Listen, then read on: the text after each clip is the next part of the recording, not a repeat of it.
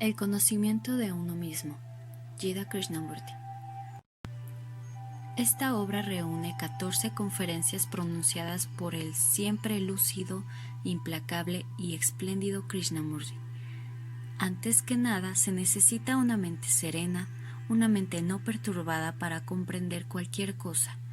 Esta serenidad, entre otras cosas, nos la transmite el mismo Krishnamurti con sus palabras fuertes y alentadoras, siempre vivas. Es muy importante, a mi entender, que seamos sumamente serios.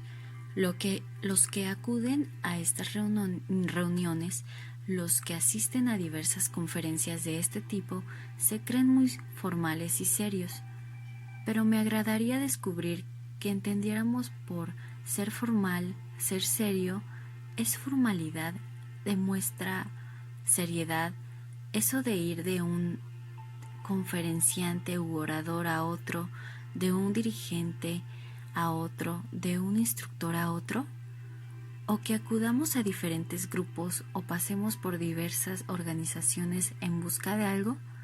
Antes, pues, de empezar a averiguar lo que es en serio, es ser serio, debemos ciertamente descubrir qué es lo que buscamos. ¿Qué es lo que busca la mayoría de nosotros? ¿Qué es lo que cada uno de nosotros quiere? Sobre todo en este mundo de desasosiego,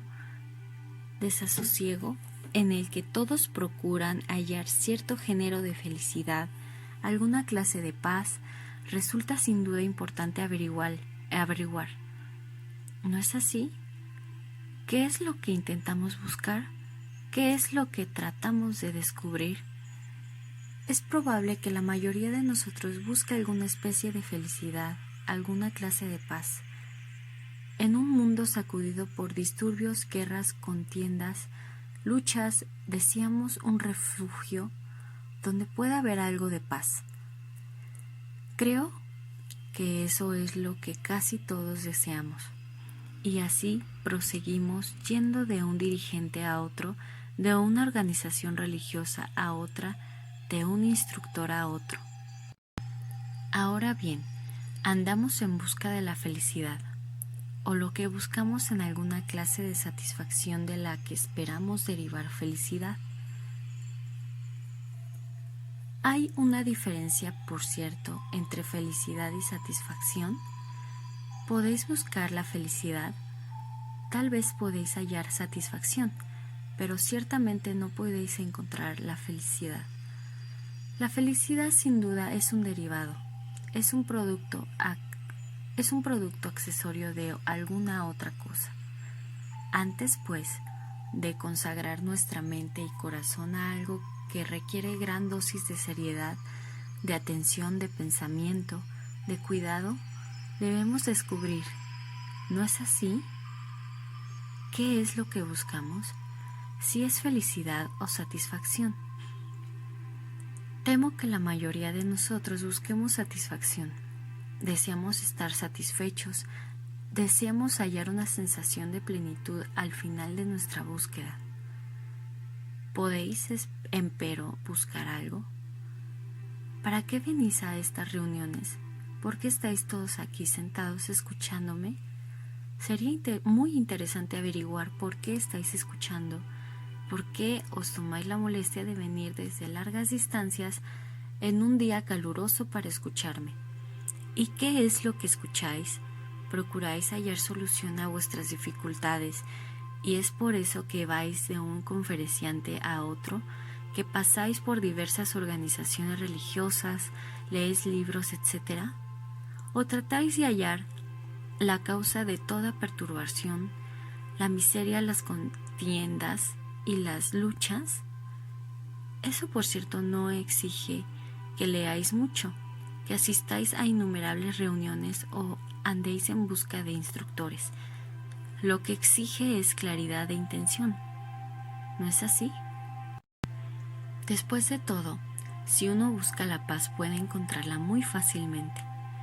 Puede uno consagrarse ciegamente a alguna causa, a una idea y hallar en ella un refugio. Eso, a buen seguro no resuelve el problema. El mero aislamiento es una idea que nos encierra, no nos libra del conflicto. Debemos, pues, ¿no es así?, descubrir qué es lo que cada uno de nosotros quiere, tanto en lo íntimo como exteriormente. Si esto lo vemos claro, no necesitaremos ir a parte alguna, recurrir a ningún instructor, a ninguna iglesia y a ninguna organización. De modo que nuestra dificultad, ¿no es así?, estriba en aclarar para nosotros mismos cuál es nuestra intención. ¿Puede haber claridad en nosotros? Y esa claridad nos viene indagando, tratando de averiguar lo que otros dicen, desde el más elevado instructor hasta el vulgar predicador de la iglesia a la vuelta de la esquina. ¿Tenéis que recurrir a alguien para descubrir? Y sin embargo, eso es lo que hacemos, ¿no es así? Leemos innumerables libros, asistimos a muchas reuniones y discutimos. Ingresamos a diversas organizaciones, procurando con ello hallar un remedio al conflicto, a las miserias de nuestra vida. O, si no hacemos todo eso, creemos que hemos encontrado. Esto es, decimos que una organización determinada, tal o cual instructor determinado libro, nos satisface. En eso hemos hallado todo lo que deseamos y en eso permanecemos cristalizados y encerrados. Debemos pues llegar a un punto en que nos preguntemos de un modo realmente serio y profundo si alguien pueda darnos la paz, la felicidad, la realidad, Dios o lo que nos plazca. ¿Puede esta búsqueda incesante, este anhelo, brindarnos ese extraordinario sentido de realidad, ese estado creador que surge cuando realmente nos comprendemos a nosotros mismos? El conocimiento propio no llega mediante la búsqueda, siguiendo a alguien, perteneciendo a determinada organización, leyendo libros, etc. Después de todo, ¿no es así? Ese es el principal problema, que mientras no me entienda a mí mismo, no tengo base para el pensamiento y toda mi búsqueda será en vano. Puedo refugiarme en las ilusiones, puedo huir de la contienda, de la lucha, de la brega. Puedo adorar a otro ser, puedo esperar mi salvación de otra persona. Mientras sea, empero, ignorante de mí mismo, mientras no me dé cuenta del proceso total de mí mismo, no tengo base para el pensamiento, para el afecto, para la acción. Pero esa es la última de las cosas que deseamos, conocernos a nosotros mismos. Y ese, por cierto, es el único fundamento sobre el cual podemos construir. Pero antes de poder construir, de poder transformar, antes de poder condenar o destruir, tenemos que saber lo que somos. De modo que el emprender la búsqueda y cambiar de instrucciones, la práctica riel, yoga, los ejercicios de respiración, el realizar ceremonias, el seguir a maestros y toda otra cosa análoga es totalmente inútil, ¿verdad? Carece de sentido aun cuando las mismas personas a quienes seguimos nos digan: estudiaos a vosotros mismos. ¿Por qué el mundo es lo que somos nosotros? Si somos mezquinos, celosos, vanos, codiciosos, eso es lo que creamos en torno nuestro. Esa es la sociedad en la cual vivimos. Parece, pues, que antes de emprender un viaje para hallar la realidad, para encontrar a Dios, antes de que podamos actuar, antes de que podamos tener una relación alguna con otros, y eso es la sociedad, resulta por cierto esencial que empecemos por entendernos a nosotros mismos en primer término. Y yo considero, persona sería aquella a quien eso le interesa completamente ante todo y no cómo llegar a determinada meta. Porque si vosotros y yo no nos entendemos a nosotros mismos, ¿cómo podremos en la acción operar una transformación en la sociedad, en la convivencia, en nada que hagamos? Y ello no significa de seguro que el conocimiento propio se oponga a la convivencia o esté aislado de ella. No significa evidentemente acentuar la individualidad, el yo, como opuesto a la masa, como opuesto a los demás.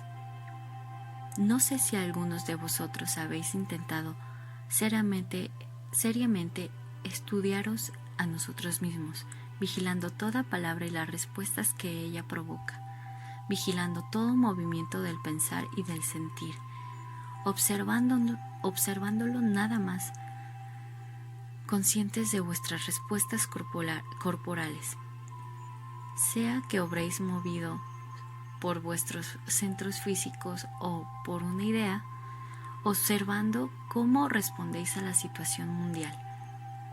No sé si alguna vez en alguna forma habéis ahondado seriamente esta situación, tal vez de un modo esporádico, último recurso cuando todo lo demás ha fracasado y os halléis fastidiados, algunos de vosotros lo hayan intentado. Ahora bien, sin conoceros a vosotros mismos, sin conocer vuestra propia manera de pensar, ¿por qué pensáis ciertas cosas? Sin conocer el trasfondo de vuestro condicionamiento, ni por qué tenéis ciertas creencias en materia de arte y de religión acerca de vuestro país y vuestros vecinos y acerca de vosotros mismos, ¿cómo podéis pensar verdaderamente sobre cosa alguna? Si no conocéis vuestro trasfondo, si no conocéis la substancia ni el origen de vuestro pensamiento, vuestra búsqueda resulta del todo vana, por cierto, y vuestra acción carece de sentido. ¿No es así? Tampoco tiene sentido alguno el que seáis americanos o hindúes, o que vuestra religión sea una u otra. Antes, pues, de que podamos descubrir cuál es el propósito final de la vida, ¿qué significa todo eso? Las guerras, los antagonismos nacionales, los conflictos, toda esa paraunda, debemos ciertamente empezar por nosotros mismos, ¿verdad? Ello suena tan sencillo, pero es extremadamente difícil. Para seguirse a uno mismo, en efecto, para ver cómo opera el propio pensamiento, hay que estar extraordinariamente alerta.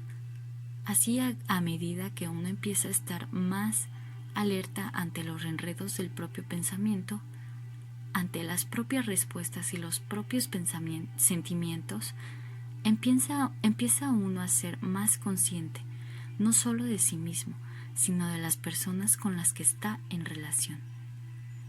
Conocerse a sí mismo es estudiarse en acción, en la convivencia.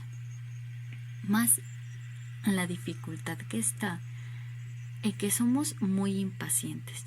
Queremos seguir adelante, queremos alcanzar una meta. Y a causa de ello no tenemos tiempo ni ocasión de brindarnos a nosotros mismos una oportunidad de estudiar, de observar. O nos hemos comprometido en diversas actividades, ganarnos el sustento, criar niños, o hemos asumido ciertas responsabilidades en diversas organizaciones. Tanto nos hemos comprometido de distintas maneras que casi no tenemos tiempo para reflexionar sobre nosotros mismos, para observar, para estudiar. De tal modo, la responsabilidad de la reacción depende de la realidad de uno mismo, no de los demás. Y el seguir, como se hace en América y en el mundo entero, a los gurús y sus sistemas, el leer los últimos libros sobre esto o aquello, parece que de una total vacuidad, absolutamente vano. Podréis en efecto recorrer la tierra entera, pero tendréis que volver a vosotros mismos. Y como casi todos somos totalmente inconscientes de nosotros mismos, es en extremo difícil empezar a ver claramente el proceso de nuestro pensar, sentir y actuar. Y ese es el tema que voy a desarrollar en mis pláticas durante las próximas semanas. Cuanto más os conocéis a vosotros mismos, más claridad existe. El conocimiento propio no tiene fin. No alcanzaréis una realización, no llegarás a una conclusión. Es un río sin fin, y a medida que se le estudia, que en él se ahonda de más en más, encontraréis paz. Solo cuando la mente está tranquila, mediante el conocimiento propio, no mediante una autodisciplina impuesta, solo entonces, en esa quietud, en ese silencio puede advenir la realidad. Es solo entonces que puede existir la beatitud, que puede haber acción creadora. Y a mí me parece que sin esa comprensión, sin esa experiencia, el mero hecho de leer libros, de asistir a conferencias, de hacer propaganda, es del todo infantil. Es una mera actividad sin gran significación. Por el contrario, si uno logra comprenderse a sí mismo y con ello realizar esa felicidad creadora, esa vivencia de algo que no es de la mente, entonces, tal vez, puede haber una transformación inmediata en la convivencia alrededor nuestro y por lo tanto en el mundo en que vivimos.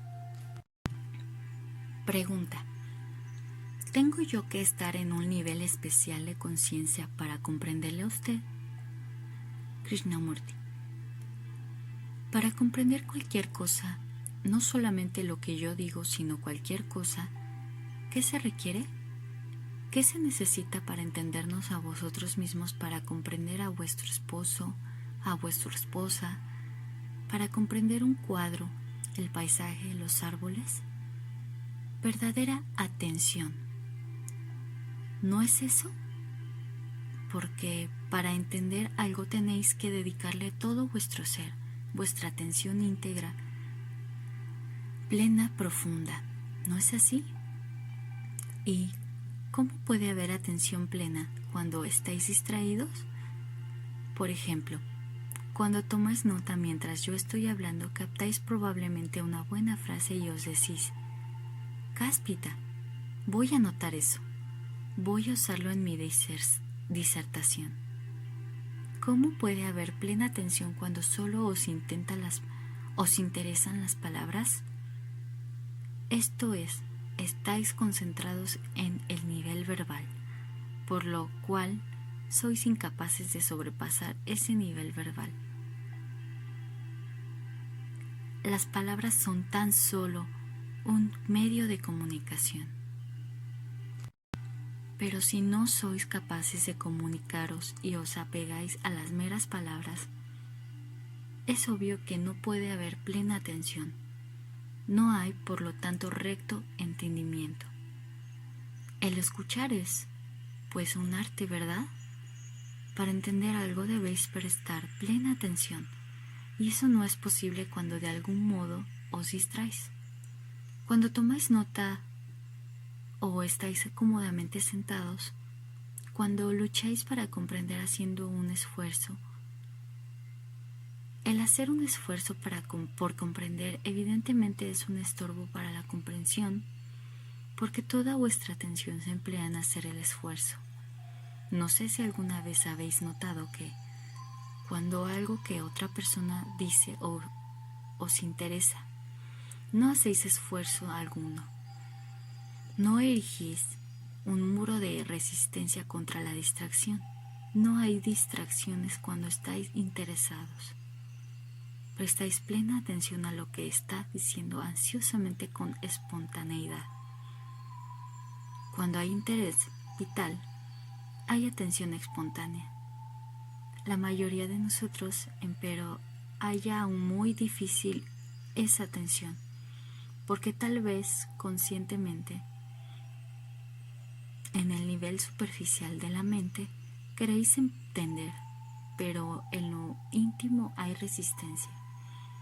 O bien el deseo de comprender puede ser profundo mientras en lo exterior, en la superficie, es donde hay la resistencia.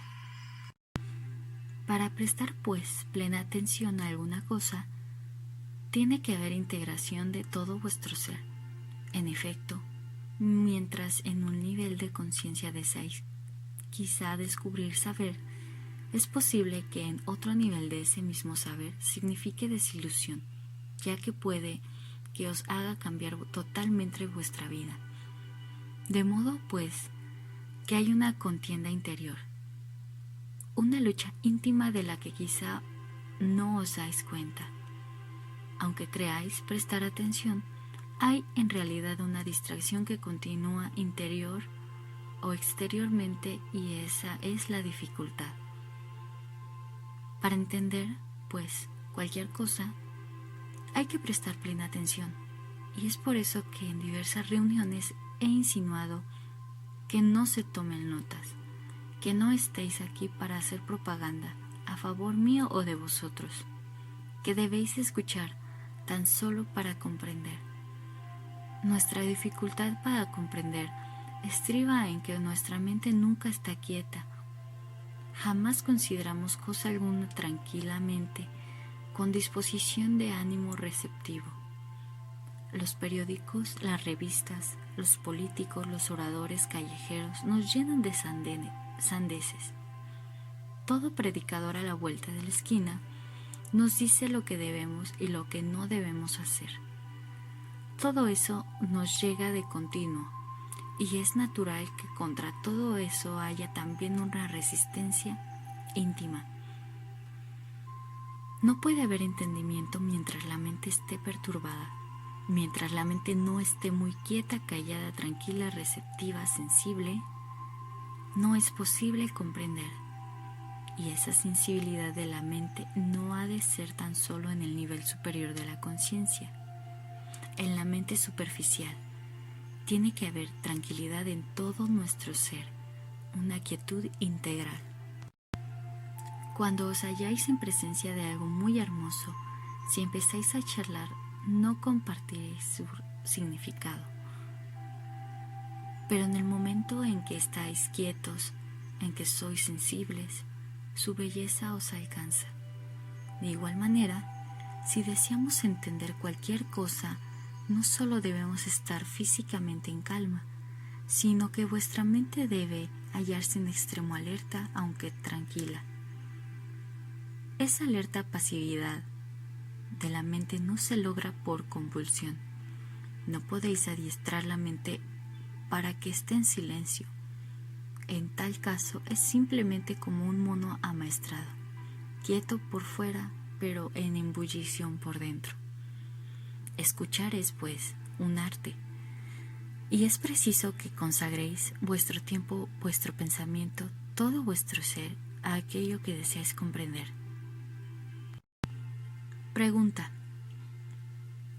¿puedo comprender más fácilmente lo que usted dice enseñándolo a otros? Krishnamurti: contándoselo. A otros podréis aprender una nueva manera de presentar las cosas, un modo más sagaz de transmitir lo que deseáis decir, pero eso ciertamente no es comprensión. Si vosotros mismos no lo comprendéis, ¿cómo será posible que lo expliques a otros? Eso es, por cierto, es mera propaganda, ¿verdad? Vosotros no entendéis tal o cual cosa, pero habláis a otras personas al respecto y os figuráis que una verdad puede repetirse. ¿Creéis que si tenéis una experiencia podéis explicarla a los demás? Podréis comunicarla verbalmente, pero ¿os será posible relatar a los demás vuestra experiencia es decir, transmitir la vivencia de algo. Podréis descubrir la experiencia, mas no podréis transmitir el estado de vivencia. De suerte que una verdad repetida deja de ser verdad. Solo la mentira puede repetirse, pero no bien repetís una verdad. Ella pierde su sentido. Y la mayoría de nosotros no experimenta, sino que se ocupa en repetir. A un hombre que experimenta algo no le interesa la mera repetición. Tratar de convertir a otros, la propaganda. Pero por desgracia a la mayoría de nosotros le interesa la propaganda, porque mediante de la propaganda no solo tratamos de convencer a otros, sino que también nos ganamos la vida explotando a los demás. La propaganda se convierte gradualmente en estafa. Si no os halláis, pues, atrapados en la mera verbalización y realmente os dedicáis a experimentar, entonces vosotros y yo estamos en comunión. Pero si deseáis hacer propaganda, y yo afirmo que la verdad no puede ser objeto de propaganda, entonces no hay relación entre nosotros. Y temo que sea así. Nuestra dificultad en estos momentos. Deseáis explicar a otros sin haber experimentado, y al explicar, ¿esperáis experimentar? Eso es mera sensación, mera satisfacción. Carece de sentido. No tiene validez. No se apoya en ninguna realidad. Pero una realidad vivida, si se la comunica, no origina sujeción. La vivencia, pues, es mucho más importante, tiene mayor significación que la comunicación en el nivel verbal. Pregunta. A mí me parece que el movimiento de la vida se experimenta en la relación con las personas y las ideas. El desprenderse de tal estímulo implica vivir en un vacío deprimente. Yo necesito distracciones para sentirme vivir.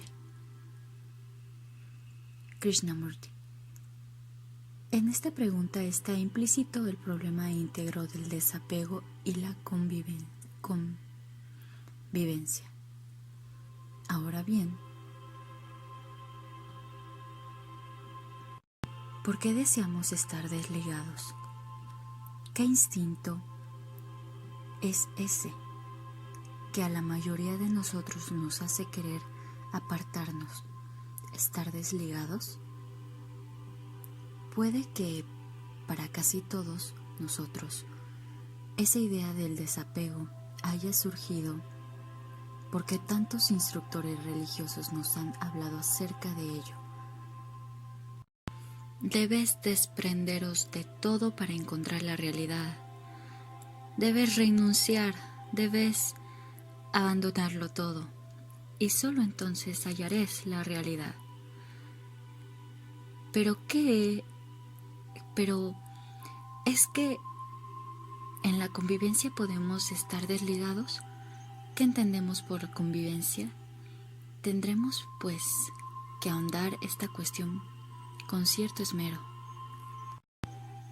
Veamos ahora por qué tenemos una reacción instintiva, esa constante propensión al desapego. Los diversos instructores religiosos han dicho, debéis estar desligados. ¿Por qué? El problema, en primer lugar, es este: ¿por qué estamos apegados? No se trata de saber estar desligados, sino por qué estáis apegados. Es seguro que si podéis hallar respuesta a eso, el problema del desapego no existe, ¿verdad? Porque estamos apegados a las atracciones, las sensaciones, a las cosas de la mente o del corazón. Si podemos descubrir por qué estamos apegados, entonces tal vez hallaremos la respuesta justa que no consiste en cómo lograr el desapego. ¿Por qué estáis apegados? ¿Y qué sucedería si no lo estuvieras? Si no estuvieras apegados a vuestro propio nombre, a vuestros bienes, a vuestra posición, ya lo sabéis, a todo ese cúmulo de cosas que forman vuestro yo, vuestros muebles, vuestro coche, vuestras características e idiosincrasia, vuestras virtudes, creencias e ideas. ¿Qué ocurriría? Si no estuvieras apegado a esas cosas, hallaréis que sois como la nada. ¿No es así? Si no estuvieras apegado a vuestras comodidades, a vuestra posición o a vuestra vanidad, os sentiráis súbitamente perdidos, ¿verdad? De modo que el temor a ese vacío, el temor a no ser nada, hace que os apaguéis a algo. Vuestra familia, vuestro esposo o esposa, una silla, un automóvil, vuestro país, no importa lo que sea. El temor de no ser nada hace que uno se adhiera a algo, y el proceso de aferrarse implica conflicto, dolor. Porque aquello a que os aferráis no tarda en desintegrarse, en morir. Vuestro coche, vuestra posición, vuestros bienes, vuestro esposo. Así pues, en el proceso de retener hay dolor, y para evitar el dolor decimos que hay que estar desligado. Examinaos a vosotros mismos y veréis que ello es así. El miedo a la soledad, el miedo a no ser nada, el miedo al vacío, nos hace apegarnos a algo, a un país, a una idea, a un Dios, a alguna organización, a algún maestro, a una disciplina, a lo que os plazca. En el proceso de apego hay dolor, y para evitar ese dolor tratamos de cultivar el desapego, y así persistimos en ese círculo que siempre es doloroso, en el que siempre hay lucha. Ahora, bien, ¿por qué no podemos ser como la nada, algo inexistente, no solo en el nivel verbal sino en el íntimo? Entonces ya no hay problema de apego o desapego, ¿verdad? ¿Y en ese estado puede haber convivencia? Eso, en efecto, es lo que este interlocutor desea saber. Él dice que sin relaciones con personas e ideas, uno vive en un vacío deprimente. ¿Es cierto? ¿La convivencia es un proceso de apego? Cuando estáis apegados a alguien, ¿estáis relacionados con esa persona? Cuando estoy apegado a vosotros, cuando me aferro a vosotros, cuando os poseo, ¿estoy relacionado con vosotros? Llegáis a ser una necesidad para mí porque sin vosotros estoy perdido, me siento incómodo, desdichado, solo. Os convertís pues en una necesidad para mí, en una cosa inútil, en algo para llenar mi vacío. Vosotros no sois lo importante, lo que importa es que llenéis mi necesidad. ¿Y existe convivencia alguna entre nosotros cuando sois para mí una necesidad, una cosa necesaria, tal como un mueble? Dicho de otra manera, ¿puede uno vivir sin relaciones? ¿Y es la vida de relación un mero estímulo? Porque sin eso que llamáis distracción, ¿os sentís perdidos? ¿No os sentís vivir? Es decir, ¿tratáis la convivencia como una distracción que os hace sentir vivos? Eso es lo que dice el autor de la pregunta. Así pues, ¿puede uno vivir en el mundo sin convivencia? Evidentemente no. No hay nada que pueda vivir en el aislamiento. A algunos de nosotros quizá nos agradaría vivir aislados, pero ello no es posible. La vida de relación, por lo tanto, se convierte en una simple distracción que os hace sentir como si estuvierais vivos. El reñir unos con otros, el sostener luchas, disputas, etc., produce una sensación de vida, de manera que la convivencia se convierte en mera distracción, y como dice el interlocutor, sin distracciones os sentís muerto. Por eso utilizáis la convivencia como un simple medio para distraeros. Y es obvio que la distracción, ya se trate de la bebida, de ir al cine, de acumular conocimientos, cualquier forma de distracción embota la mente y el corazón. ¿No es así? ¿Cómo una mente embotada, un corazón invencible, puede tener relación con una persona? Solo una mente sensible, un corazón despierto al afecto, puede estar relacionada con algo. De modo que, mientras consideréis la convivencia como distracción, viviréis evidentemente en un vacío porque os asusta salir de ese estado de distracción. De ahí que temáis cualquier clase de desapego, de separación. La convivencia es, pues, una distracción que os hace sentiros vivos. La verdadera convivencia, en cambio, no es distracción, es en realidad un estado en el que os halláis constantemente en proceso de entenderos a vosotros mismos en relación con algo. Es decir, la convivencia no es una distracción, sino un proceso en el cual uno se revela a sí mismo. Y esa autorrevelación es muy penosa porque en la convivencia no tardáis en descubriros a vosotros mismos si estáis abiertos al descubrimiento. Como casi ninguno de nosotros, empero, desea descubrir, como casi todos preferimos ocultarnos a nosotros mismos en la convivencia, esta llega a ser ciegamente penosa y procuramos desligarnos de ella. La vida de relación no es un estímulo. ¿Por qué queréis que la convivencia os estimule? Si ello ocurre, entonces la convivencia languidece al igual que el estímulo. No sé si habéis notado que cualquier clase de estímulo termina por embotar la mente y disminuir la sensibilidad del corazón. De suerte que la cuestión del desapego nunca debiera plantearse porque solo el que posee piensa en renunciar.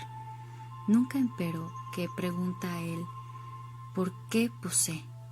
¿Cuál es el trasfondo que ha hecho de él un hombre posesivo? Cuando comprende el proceso de poseer, entonces naturalmente se libra de la posesión.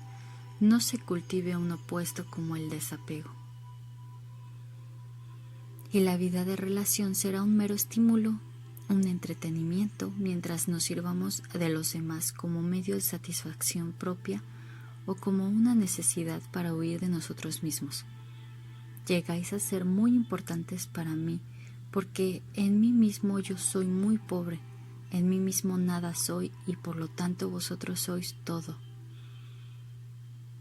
Tal relación está llamada a ser un conflicto, un dolor, y algo que produce dolor deja de ser una distracción. Deseamos, por lo tanto, escapar a esa relación, y a eso le llamamos desapego. Así pues, mientras nos sirvamos de la mente en la vida de relación, no podremos entender la convivencia, porque después de todo la mente es la que nos hace desligarnos. Cuando hay amor no existe el problema del apego o del desapego. El amor no es producto del pensamiento. No podéis pensar acerca del amor. Es un estado del ser. Y cuando la mente interviene por medio de sus cálculos, de sus celos, de diversos sutiles engaños, entonces surge el problema en la vida de relación. La convivencia solo tiene significado cuando es un proceso en el que uno se revela a sí mismo. Y si en ese proceso uno actúa en forma profunda, amplia y extensa, entonces hay paz en la convivencia. No hay lucha ni el antagonismo entre dos personas. Solo en esa quietud, en esa convivencia en la que existe la fruición del conocimiento propio, está la paz. Primera conferencia, 16 de julio de 1949.